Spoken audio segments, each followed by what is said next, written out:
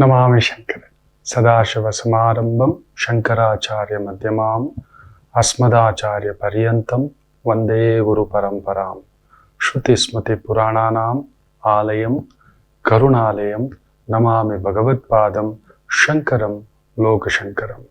ನಾಡಿನ ಸಮಸ್ತ ವೀಕ್ಷಕ ಬಂಧುಗಳ ಪಾದಾರವಿಂದಗಳಿಗೆ ನನ್ನ ಶಿರಸಾಷ್ಟಾಂಗ ನಮಸ್ಕಾರಗಳು. ಕಲಿಯುಗದಲ್ಲಿ ನಮಗೊಂದು ಅಭಿಪ್ರಾಯ ಉಂಟು, ದಾನ ಅಪಾತ್ರ ದಾನ ಆಗಬಾರದು, ಅನೈತಿಕ ದಾನ ಆಗಬಾರದು, ಅಧರ್ಮ ದಾನ ಆಗಬಾರದು ಅನ್ನತಕ್ಕಂಥ ಒಂದು ಮಾತಿದೆ. ಅಂತ ಒಂದು ಸೂರ್ಯ ಭಗವಂತ ಮಗನ ದಾನದ ಬಗ್ಗೆ ಗಾಬರಿ ಬಿದ್ದು ಓಡು ಬರ್ತಾನೆ. ಒಂದು ಬ್ರಾಹ್ಮಣ ವೇಷಧಾರಿಯಾಗಿ ಬಂದು ನಿತ್ಯ ಕುಶಲೋಪಹಾರಿ ಮಾತಾಡಿಬಿಟ್ಟು, ಯಾಕಂದ್ರೆ ಗೊತ್ತು ನಾಳೆ ಇಂದ್ರ ಬರ್ತಾನೆ, ಏನನ್ನೂ ಕೇಳ್ತಾನೆ, ಆ ಕವಚ ಕುಂಡಲಗಳನ್ನ ಕೇಳ್ತಾನೆ, ಈ ಒಂದು ಲೆಕ್ಕಾಚಾರ. ಅದಕ್ಕೆ ಬಂದು ಒಂದು ಅದ್ಭುತವಾದ ಒಂದು ಮಾತು ಹೇಳ್ತಾನೆ, ಇದು ಕಲಿಯುಗಕ್ಕೆ ತುಂಬಾ ಅಪ್ಲೈ ಆಗುತ್ತೆ. ಜಾಗ್ರತೆ, ಕರ್ಣ ಜಾಗ್ರತೆ. ಯಾವಾಗಲೂ ನೆನ್ಪಿಟ್ಕೋ, ನೀನು ತುಂಬಾ ಯಾವಾಗ ಕೊಡಲಿಕ್ಕೆ ಶುರು ಮಾಡ್ತೀಯೋ ತುಂಬಾ, ಆಗ ಜನ ನಿನ್ನನ್ನು ಪ್ರೀತಿಸೋಲ್ಲ, ನಿನ್ನ ಕೈಯನ್ನ ಪ್ರೀತಿಸ್ತಾರೆ, ನಿನ್ನ ಹೃದಯವಂತಿಕೆಯನ್ನಲ್ಲ. ನೀವು ಕೊಡ್ತಾ ಬನ್ನಿ. ಈಗ ನೋಡಿ, ಇವರು ಗೃಹಲಕ್ಷ್ಮಿ ಕೊಟ್ಟಿದ್ದಾರೆ, ಬಸ್ ಫ್ರೀ ಕೊಟ್ಟಿದ್ದಾರೆ, ಕರೆಂಟ್ ಫ್ರೀ ಕೊಡ್ತಿದ್ದೇವೆ ಅಂತ ಹೇಳ್ತಿದ್ದಾರೆ. ಸರಿಯೇ, ತೃಪ್ತಿ ಇದ್ದಾರಾ? ಇನ್ನು ಏನು ಕೊಡ್ತಾರೆ ಅಂತ ಕಾಯ್ತಿದ್ದಾರೆ. ಇನ್ನು ಒಂದು ಮಗು ಆದ್ರೆ ಒಂದು 5 ಲಕ್ಷ ಫಿಕ್ಸೆಡ್ ಹಾಕಪ್ಪ, ಎಲ್ಲ ಒಂದು 50,000 ಫಿಕ್ಸೆಡ್ ಹಾಕಪ್ಪ ಮಗು ಹೆಸರಲ್ಲಿ. ಹೆಣ್ಮಗು ಆದ್ರೆ, ಮಕ್ಕಳಿಲ್ದವರಿಗೆ, 2 ಮಕ್ಕಳು ಮಾಡಿದವರಿಗೆ ಬೇರೆ ಬೇರೆ ಯೋಜನೆಗಳು ತರ್ತಲೇ ಇರಬೇಕು. ನೀವು ಕೊಡ್ತಲೇ ಇರಬೇಕು, ತಗೊಳ್ಳೋರಿಗೆ ತೃಪ್ತಿ ಇರೋದಿಲ್ಲ. ಆ ಕೈಯನ್ನೇ ನೋಡ್ತಾರೆ. ಈ ಸರ್ಕಾರ ಬಂದ್ರೆ ಏನ್ ಕೊಡುತ್ತೆ, ಈ ದೊರೆ ಬಂದ್ರೆ ಏನ್ ಕೊಡ್ತಾರೆ, ಆ ದೊರೆ ಬಂದ್ರೆ ಏನ್ ಕೊಡ್ತಾರೆ. ನಾವ್ ಇನ್ನಷ್ಟು ಸೋಮಾರಿತನಕ್ಕೆ ದೂಡುತ್ತಿದ್ದೇವೆ. ಅವನಿಗೆ ಅದೊಂದು ಕೊಡ್ತಲೇ ಇರಬೇಕು. ನಾನು ಸದಾ ಆಫೀಸ್ಗೆ ಮನೆಯಿಂದ ಬರ್ತಕ್ಕಂಥ ಸಂದರ್ಭದಲ್ಲಿ ಅಲ್ಲೊಂದು ಸಿಗ್ನಲ್ ಇದೆ. ಅಲ್ಲಿ ಕೆಲವು ಭಿಕ್ಷುಕರು ಬರ್ತಾರೆ, ಮುಖ್ಯವಾಗಿ ಮಂಗಳಮುಖಿಯರು. ನನಗೆ ಆ ಬುಧನ ದೋಷ ಇರೋದ್ರಿಂದ, ಬುಧನ ನೀಚತ್ವ, ಬುಧ ಗಂಡು ಅಲ್ಲ ಹೆಣ್ಣು ಅಲ್ಲ, ಅಲ್ಲೊಂದು ಮಧ್ಯಮ ಭಾವ. ಸ್ತ್ರೀ ತತ್ವ ಪುರುಷ ತತ್ವ ಎರಡೂ ಇರುತ್ತೆ. ಆ ಒಂದು ಬುಧನ ಭಾವ ಅಂತ ಹೇಳ್ತಿದ್ದ ಹಾಗೆ ಮಂಗಳಮುಖಿ ಅಂತ ಕೂಡ ಹೇಳ್ತೇವೆ. ನುಗ್ಗಲ್ಲ, ಮಾಡೋಲ್ಲ, ಜೀರ್ಣಿಸ್ಕೊಳ್ಳಲ್ಲ, ಎದ್ದೋಳಲ್ಲ, ಅಲ್ಲೊಂದು ತಂದು ಇಡ್ತಾನೆ. ಅವ್ರು ನೋಡಿ, ಪುರುಷರು ಅಲ್ಲ ಪಾಪ, ಪುರುಷರ ತರ ಕೆಲಸ ಮಾಡ್ಲಿಕ್ಕೆ ಬರ್ತೀವಿ ಅಂದ್ರೆ ನಾವು ಒಪ್ಪಲ್ಲ. ಸ್ತ್ರೀಯರಿಗೆ ತಕ್ಕಂಥ ಕೆಲಸ ಕೊಡ್ತೀವಿ ಅಂದ್ರೂ ಕೂಡ ಅದು ಆಗೋದಿಲ್ಲ. ಒಂದು ಸ್ತ್ರೀಯೂ ಅಲ್ಲ, ಮದುವೆ ಮಾಡಿ ಒಂದು ಮಕ್ಕಳು ಕುಟುಂಬ ಇಲ್ಲ. ಸರಿ, ಪುರುಷರ ತರ ನಿಂತ್ಕೊಂಡು ಒಂದು ಕೆಲಸ ಕಾರ್ಯ ಮಾಡೋಣ ಅಂತ ಹೇಳಿದ್ರೆ ಬೇರೆ ಎಲ್ಲರೂ ಅವ್ರ ನಡೆನೇ ಒಂಥರ ನೋಡೋದು. ನಡೆಯ ಇದು ನಡೆಯ ಅದು ಇದ್ದಿದ್ದೆ ಬುಧನ್ ತತ್ವ. ಬುಧನ್ ತತ್ವ ಇದ್ರೆ ಹಾಗೆ ಅಲ್ಲೊಂದು ವಾಯ್ಸ್ ಅಲ್ಲಿ ಒಂದು ಬೇರೆ ಬರುತ್ತೆ. ವಾಣಿಕಾರಕ, ಮಾತಿನ ಕಾರಕ. ಅವ್ರು ನೋಡಿ, ಅವ್ರ ಮಾತೇ ಒಂಥರ ಏನು ಅಂತೆಲ್ಲ ಮಾತಾಡ್ತಾರೆ. ಬುಧನ ತತ್ವ ಇದ್ದಿದ್ದರಿಂದ ನಿಮ್ಮ ಹತ್ರ ಮುಚ್ಚಿಡೋದೇನು. ನನ್ನನ್ನು ಒಂಥರ ಕಿಚಾಯಿಸ್ತಿದ್ದವರು ಉಂಟು. ಅದೊಂಥರ ದೊಡ್ಡ ಕಥೆಗಳು. ಅದು ಇವತ್ತಿಗೂ ಅದೊಂದು ಗಾಯಗಳಾಗಿ ನಿಂತಿದೆ.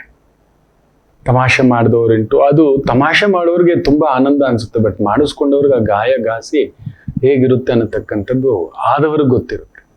ಅಲ್ಲಿ ಒಂದು 2-3 ಮಂಗಳಮುಖಿಯರು ಬರ್ತಾರೆ. ಒಂದು ಮುಖ್ಯ ಮಂಗಳಮುಖಿ ಯಾವಾಗ್ಲೂ ಬಂದಾಗ ಏನೋ ನನ್ನ ಕೈಲಾದಷ್ಟು ಒಂದಷ್ಟು ದುಡ್ಡನ್ನು ಕೊಡ್ತಾನೆ. ನೀವು ನಂಬೋಲ್ಲ, ಒಂದು 2-3 ವಾರ ಇಲ್ಲ 2-3 ತಿಂಗಳು ಆ ರಸ್ತೆಯಲ್ಲಿ ಬರ್ಲಿಕ್ಕಾಗ್ಲಿಲ್ಲ, ಬೇರೆ ರಸ್ತೆ, ಮಳೆ, ಇನ್ನೊಂದು ಟ್ರಾಫಿಕ್ ಅಂತ ಬೇರೆ ಸುತ್ತ ಹಾಕೊಂಡು ಬರ್ತೇನೆ. ಇಲ್ಲ ಆಕೆ ಇರ್ಲಿಲ್ವೋ, ಇಲ್ಲ ನಾನ್ ಸಿಗಲಿಲ್ವೋ, ಬಂದಾಗ ಯಾವಾಗ್ಲೂ ಸಿಗ್ತಕ್ಕಂಥ ಆ ಮಗು ಸಿಗ್ಲಿಲ್ವೋ ಗೊತ್ತಿಲ್ಲ. ಯಾವಾಗ್ಲೂ ಒಂದು 50-100 ಕೊಡ್ತಿದ್ದೆ. ಆವತ್ತು ಸಿಗ್ನಲ್ ಅಲ್ಲಿ ಒಂದು ಸುಮಾರು 2 ತಿಂಗಳು ಆಗ್ಬಿಟ್ಟಿದೆ, ಸಿಕ್ಬಿಡ್ತು ತಾಯಿ ಜೀವ.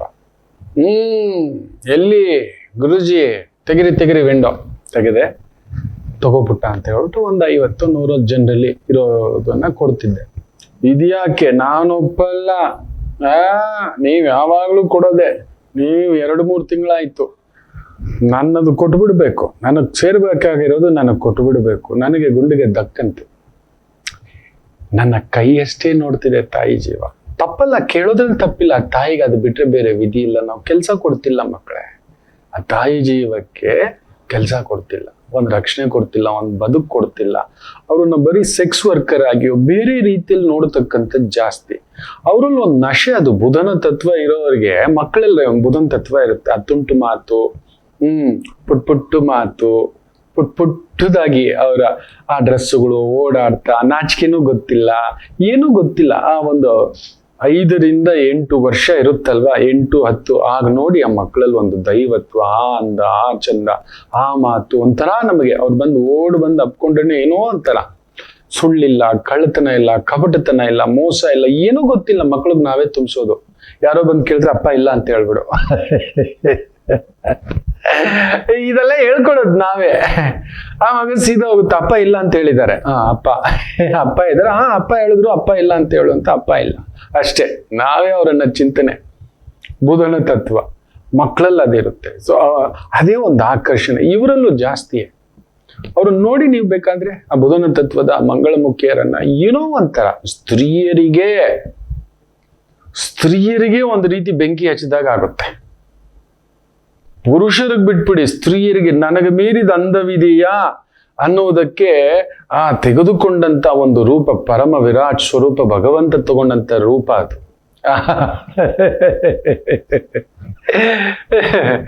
ಆ ವಿಷ್ಣು ತೆಗೆದುಕೊಂಡಂತ ರೂಪ ಅನ್ನತಕ್ಕಂಥದ್ದು ಹೇಳ್ತಾರೆ. ಶಿವಯ್ಯ ಎಲ್ಲಾ ಬಿಟ್ಟು ಹಿಂದ್ಗಡೆ ಹೊಡೆದ ಅಂತ ಪಾರ್ವತಮ್ಮನಿಗೆ ಒಂದಿತ್ತಂತೆ, ಗೌರಮ್ಮನಿಗೆ. ತಾಯಿ ಜಗಚ್ಚನೇನೆ, ನನಗಿಂತ ಅಂದವಿಲ್ಲ, ನನಗೆ ಅರ್ಧಾಂಗಿ ಕೊಟ್ಟಿದ್ದಾನೆ, ನನ್ನನ್ನು ಬಿಟ್ರೆ ಲೋಕ ನೋಡೋದಿಲ್ಲ, ನಾನೇ ಸರ್ವಸ್ವ, ಸದಾಮಯಂ ಸದಾಶಿವಂ ಅಂತ ಇರ್ತಾನೆ ಯಾವಾಗ್ಲೂ ನನ್ನ ಶಿವಯ್ಯ ಅಂತ ಗರ್ವದಿಂದ ಹೇಳ್ಕೊತಾ ಇದ್ರೆ ಅಲ್ಲೊಂದು ನಡೆಯುತ್ತೆ ವಿಚಿತ್ರ. ಆ ಒಂದು ವಿಶೇಷ ರೂಪವಾಗಿ ಆ ಪರಮಾತ್ಮ ವಿಷ್ಣು ಆ ರೂಪ ತಗೊಂಡು ಹಿಂಗ್ ಬರ್ತಾ ಹೆಜ್ಜೆ ಹೀಗೆ ಬಂದು ಆ ಪ್ರಸಾದ ಹಾಕೋ ತರ ಮಾಡಿ ಅಲ್ಲೊಂದು ಶಿವನಿಗೊಂದು ಶಾಪ ಆಗ್ಬಿಟ್ಟಿರುತ್ತೆ. ಶಿರಸ್ಸಿನ ಒಂದು ಶಾಪವಾಗಿ ಕೈಯಲ್ಲಿ ಭಿಕ್ಷಾಪಾತ್ರೆಯಾಗಿ ನಿಂತ್ಕೋಬಿಟ್ಟಿರುತ್ತೆ. ಅದರಿಂದ ಬಿಡಿಸ್ಲಿಕ್ಕೆ ಅಲ್ಲೊಂದು ತಂತ್ರಗಾರಿಕೆ ಮಾಡಬೇಕಾಗುತ್ತೆ. ಆ ಮಾಯಾರೂಪದಲ್ಲಿ ಬಂದು ಆ ಜಗನ್ನಾಟಕ ಸೂತ್ರಧಾರ ಮಾಡಿಸ್ತಾನೆ. ಅದಾಗ್ತಿದ್ದಾಗೆ ಶಿವನಿಗೆ ಮರಳಿ ಆ ಶಕ್ತಿ, ಅಲ್ಲೊಂದು ಪ್ರಾರ್ಥನೆ ಎಲ್ಲ ಬಂತು. ಆದ್ರೆ ಆ ಮಾಯೆಯ ನಡುವೆ ಯಾರಿದು ಅಂತ ಆಗ ನೋಡಿದಾಗ ಹಿಂದ್ಗಡೆ ಅಯ್ಯೋ ಅನ್ನೋಷ್ಟ್ರಲ್ಲಿ ಶಿವಯ್ಯ ಹೋಗ್ತಿದ್ದಂತೆ ಹಿಂದ್ಗಡೆ. ಅದುವೇ ವಿಷ್ಣು ಮಾಯ. ಅದಕ್ಕೆ ಮಾಯ, ಈ ಇಡೀ ಪ್ರಪಂಚ ಮಾಯ, ಈ ತಾಯಿ ಜೀವನು ಮಾಯ. ನಾನು 2 ತಿಂಗಳು ಬರ್ಲಿಲ್ಲ ಅಂದ್ರೆ ಏನಾಯ್ತು, ನಾನಲ್ವಾ, ನನ್ನ ಕೈಯ ಮುಖ್ಯ ಅಂತ ನಾನು ಕೇಳಿದೆ. ಹೌದೌದು, ನಮ್ ಜೀವನನು ನಡಿಬೇಕಲ್ವಾ ನಿಮ್ಮಂಥವರಿಂದ, ಅದೆಲ್ಲ ಗೊತ್ತಿಲ್ಲ. ನಂದು 2 ತಿಂಗಳದು ಬಾಟ ಕೊಟ್ಬಿಡಿ. ತೆಗೆದುಕೊಟ್ಟೆ. ಕಮ್ಮಿ ಆಯ್ತು. ಇನ್ ಸ್ವಲ್ಪ ತೆಗೆದುಕೊಟ್ಟೆ. ಕಮ್ಮಿ ಆಯ್ತು. ಸರಿ, ನಾನು ಇಟ್ಕೋ, ಥ್ಯಾಂಕ್ ಯು ಅಂತ ಹೇಳ್ಬಿಟ್ಟು ಕೈ ಮುಟ್ಬಿಟ್ಟು ಆಶೀರ್ವಾದ ಮಾಡ್ಬಿಟ್ಟು ಹೋಯ್ತು. ಹಾಗೆ ತಪ್ಪಲ್ಲ. ಕೊಡ್ತಾ ಬಂದಂತ ಆ ಭಾವ ಈ ಕಲಿಯುಗದಲ್ಲಿ ಆಗಲೇ ಹೇಳಿದ್ದಾರೆ ಕರ್ಣನಿಗೆ ಆ ಸೂರ್ಯದೇವ. ನಿನ್ನ ಹೃದಯವಂತಿಕೆ ನೋಡಲ್ಲ, ನಿನ್ನ ಹೃದಯದಲ್ಲಿರೋ ಒಳ್ಳೆತನ ನೋಡಲ್ಲ, ನಿನ್ ಕೊಡೋದನ್ನ ನೋಡೋದೇ ಇಲ್ಲ ಕಣೋ, ನಿನ್ ಕೈ ಕಡೆ ನೋಡ್ತಾ ಕುತ್ಕೋಬಿಡ್ತಾರೆ. ಅವ್ರು ಮರ್ತು ಬಿಡ್ತಾರೆ, ನಿನ್ನನ್ನು ಮರ್ತು ಬಿಡ್ತಾರೆ, ನಿನ್ನ ಹೃದಯವಂತಿಕೆ ಮರ್ತು ಬಿಡ್ತಾರೆ, ನಿನ್ನ ಪ್ರಾಮಾಣಿಕತೆ ಮರ್ತು ಬಿಡ್ತಾರೆ, ನಿನ್ನ ಒಳ್ಳೆತನ ಮರ್ತು ಬಿಡ್ತಾರೆ. ಅವನ ಹತ್ರ ಇದೆ, ಕೊಡ್ತಾನೆ ಬಿಡು, ಕೊಡ್ಬೇಕವನು, ಆ ಮಟ್ಟಕ್ಕೆ ಬರ್ತಾರೆ. ಕೊಡಬೇಕವನು. ನೋಡಿ, ಇದಕ್ಕೆ ನನ್ನ ಅರ್ಧಾಂಗಿ ಹೇಳಿದಂತ ಈ ಕತೆ ಇವತ್ತಿಗೂ ನಾನು ಮರ್ತಿಲ್ಲ. ತುಂಬಾ ಅದ್ಭುತ. ಒಬ್ಬ ಭಿಕ್ಷುಕ ನಿತ್ಯ ಒಂದು ಬೀದಿಯಲ್ಲಿ ಬಂದು ಭಿಕ್ಷೆ ಬೇಡ್ತಕ್ಕಂಥದ್ದು. ಸದಾ ಆ ಬೀದಿ ಬಿಟ್ಟು ನೆಲಗೂ ಹೋಗ್ತಿರ್ಲಿಲ್ಲ. ವಾರಕ್ಕೊಮ್ಮೆಯೋ 2 ಬಾರಿಯೋ ಬರೋದು, ಒಂದೊಂದು ದಿನ ಒಂದೊಂದು ಬೀದಿ ಅಂತ. ಸೊ ಯಾವಾಗ್ಲೂ ವಾರಕ್ಕೊಮ್ಮೆ ಬರೋದು, ಅಮ್ಮ ತಾಯೇ ಭಿಕ್ಷೆ ಹಾಕಿ ಅಂತ. ಅಲ್ಲಿ 2 ತುಂಬಾ ದೊಡ್ಡ ಕುಟುಂಬಗಳು ಎದುರು ಇರತಕ್ಕಂಥದ್ದು. ಮೊದಲಿಗೆ ಒಂದು ಮನೆ ಹತ್ರ ಬರ್ತಿದ್ದ. ಆಕೆ ಹೊರಗಡೆ ಬಂದ್ಯಾ, ನೀನ್ ಬರ್ಲೇ ಇಲ್ಲ ಅಂತ ಕಾಯ್ತಿದ್ದೆ, ಬಿಡ್ಲಿಲ್ವಲ್ಲ ನಿನ್ ಕರ್ಮ, ನಿನ್ನ ಬೆಳ್ಳಂಬೆಳಗ್ಗೆ ನಿನ್ನ ಮುಖ ನೋಡೋದೇ ಆಯ್ತು. ಇಷ್ಟು ಮೈ ಈ ತರ ಬೆಳೆಸಿಟ್ಕೊಂಡಿದ್ಯಾ, ದುಡ್ಡು ತಿನ್ನೋಕ್ಕಾಗಲ್ವಾ ನಿನ್ ಯೋಗ್ಯತೆಗೆ? ಬೆಳ್ಳಂಬೆಳಗ್ಗೆ ನಿನ್ನ ಮುಖ ನೋಡೋದಾಯ್ತು, ಹಾಗೆ ಹೀಗೆ ಅಂತ ಏನೋ ಬೈಯೋದು. ಅವನಿಗದು ಜೀರ್ಣ ಯಾವಾಗ್ಲೂ. ಆಯಮ್ಮ ಬೈಯೋಕೆ ಇರೋದು, ಆದ್ರೂ ಇವನು ಕೇಳೋದು ಬಿಡಲ್ಲ. ಬೈಯೋಕೆ ಇಡೋದು, ಆದ್ರೂ ಈತ ಕೇಳುವುದು ಬಿಡುವುದಿಲ್ಲ. ತಮಾಷೆ ನೋಡಿ. ಮುಂದಕ್ಕೆ ಹೋಗ್ತಾನೆ, ಇನ್ನೊಂದು ಮನೆ. ಅಮ್ಮ ಅನ್ನೋಷ್ಟರಲ್ಲೇ ಆ ತಾಯಿಗೆ ಗೊತ್ತು ಬಂದೇ ಬರ್ತಾನೆ ಇವತ್ತು, ವಾರದಲ್ಲಿ ಒಂದಿನ ವಿಶೇಷ ಅಡಿಗೆ ಮಾಡಿ ದೇವ್ರ ಮುಂದ್ಗಡೆ ಪ್ರಸಾದವಾಗಿಟ್ಟು ಪೂಜೆ ಮಾಡಿ, ಯಾರೋ ಪುಣ್ಯಾತ್ಮ ಯಾರಿದ್ದಾರೋ ಇಲ್ಲವೋ ನಮ್ಮನ್ನು ನಂಬ್ಕೊಂಡಿದ್ದಾನೆ ಅಂತೇಳಿ ಒಳ್ಳೆ ಅಡಿಗೆ ದೇವರ ಪ್ರಸಾದ ಥರ ಮಾಡಿ ತಗೊಬಂದು ಕೊಟ್ಟು ಧನ್ಯೋಸ್ಮಿ ಅಂತ ಒಂದು ಋಷಿ ಮುನಿಯ ಥರ ನೋಡಿ ಕೊಡ್ತಿತ್ತಂತೆ. ಇವನು ಅಮ್ಮ ಧನ್ಯವಾದಮ್ಮ, ನಿಮ್ಮಂಥವ್ರು 100 ಕಾಲ ಬಾಳ್ಬೇಕಮ್ಮ ಅಂತ ಹೇಳ್ಬಿಟ್ಟು ಹೋಗೋದು. ಹೀಗೆ ಆಗ್ತಾ ಒಂದು ಕಾಲಘಟ್ಟದಲ್ಲಿ ಆತ ಏನೋ ಕಾಯಿಲೆಯೋ ಏನೋ ಒಂದು ಕಾರಣಾಂತರಗಳಿಂದ 2-3 ತಿಂಗಳು ಬರಲೇ ಇಲ್ಲ. ಪ್ರತಿ ವಾರ ಈ ಅಮ್ಮ ಪ್ರಸಾದ ರೆಡಿ ಮಾಡೋದು, ಈ ಪಕ್ಕದ ಮನೆ ಅಮ್ಮ ಹೊರಗಡೆ ಬಂದು ನೋಡೋದು, ಅವನ ಬೈಯೋಣ ಅಂತ. ಬಾ ತೊಲಗ್ತು ಪೀಡೆ, ಎಲ್ಲೋಗಿ ಎಲ್ಲಿ ಬಿದ್ದು ಸತ್ನೋ, ನನ್ನ ಬೈಗುಳಕ್ಕೆ ಬರೋದು ಬಿಟ್ಬಿಟ್ನೇನೋ, ಇನ್ನೇನಾಯ್ತೋ, ನನಗೆ ಭಾರ ತಪ್ತು ಅವನ ಮುಖ ನೋಡೋದು ಅಂತ. ಈ ತಾಯಿಗೋ ಅಯ್ಯೋ ಪಾಪ ಏನಾಯ್ತು, ಪ್ರಸಾದ ಮಾಡೋದು ರೆಡಿ ಮಾಡೋದು ಹೊರಗಡೆ ಬಂದು ಕಾಯೋದು, ಎಲ್ಲೋ ಏನೋ ಆಗ್ಬಿಟ್ಟಿದೆ, ಇನ್ನು ಬರೋದಿಲ್ವೇನೋ. 3 ವಾರ ಆಯ್ತು, 4 ವಾರ ಆಯ್ತು, 5 ವಾರ ಆಯ್ತು, 6 ವಾರ ಆಯ್ತು, ಹೆಚ್ಚು ಕಡಿಮೆ 3-4 ತಿಂಗಳು. ಇವನಿಗೆ ಕಾರಣಾಂತರಗಳಿಂದ ಏನು ಸಮಸ್ಯೆ ಇತ್ತು ಅದನ್ನ ತೀರಿಸ್ಕೊಂಡು ಮತ್ತೆ ಅದೇ ಬೀದಿ ಬಂದ. ಅಮ್ಮ ತಾಯೇ ಭಿಕ್ಷೆ ಹಾಕು ಅಂತ. ಅದೇ ಮೊದಲನೇ ಮನೆ. ಅಯ್ಯೋ ನಿನ್ನ ಮನೆ ಬಂಗಾರ ಆಗೋಗ ಮರಳಿ ಕುಕ್ಕರ್ಸ್ಕೊಂಡೇನೋ, ಬಂದಿದ್ದೀಯಲ್ಲ ನೀನು, ಎಲ್ಲಿ ಓದಿಯೋ, ನನ್ನಂಥವ್ರನ್ನ ಮುಖ ತೋರ್ಸಕ್ಕೆ ಇಲ್ಲದೆಲ್ಲದು ವಾಚಾಮಗೋಚರವಾಗಿ ಬೈಗುಳ. ಸಿಕ್ಕಾಬಟ್ಟೆ ಇವನಿಗಂತೂ ಬೆವತೆ ಬಿಟ್ಟ. ಇದೇನೋ ಇದು, ಈ ಅಮ್ಮ ಯಾವಾಗಲೂ 2 ಮಾತು ಬೈಯೋದು, ಇದು 4 ಮಾತು ಆಯ್ತು, ಈ ಅಮ್ಮ ಹಾಕೋದಂತೂ ಇಲ್ಲ, ಬಿಟ್ಟ ಇದಿದ್ದಿದ್ದೆ ಅಂತ ಹೇಳ್ಬಿಟ್ಟು ನೊಂದ್ಕೊಂಡೆ ಸ್ವಲ್ಪ ದೂರದಲ್ಲಿ ಆ 2ನೇ ತಾಯಿ ಜೀವ ಮನೆ. ಅವಳು ಇದ್ದಾಳಲ್ಲ, ಅವಳು ಇರ್ತಾಳೆ, ಹೋಗು, ಅವಳು ಹಾಕಿ ನಿನ್ನ ಪೊಗದಷ್ಟಾಗಿ ಮಾಡಿಟ್ಟು ಬಿಟ್ಟಿದ್ದಾಳೆ. ಬಿಟ್ಟಿ ಕೂಳು ತಿಂದು ಅಂತ, ದುಡಿದೆ ತಿಂದೆ ಅಂತ. ಸರಿ, ಆ ತಾಯಿ ಜೀವ ಇದೆಯಲ್ಲ, ಆಯ್ತು ಅಂತ ಮುಂದಕ್ಕೆ ಬರ್ತಾನೆ.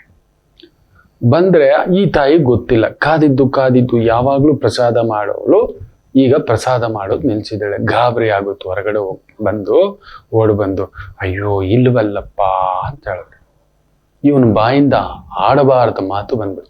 ಅವಳಿಗಂತೂ ಕೈ ಇಲ್ಲ ಹಾಕೋಕೆ, ಮನಸ್ಸೂ ಇಲ್ಲ. ನಿನಗೇನಾಗಿತ್ತು, ದೊಡ್ಡ ರೋಗ ಅಂದೇ ಬಿಟ್ಟ.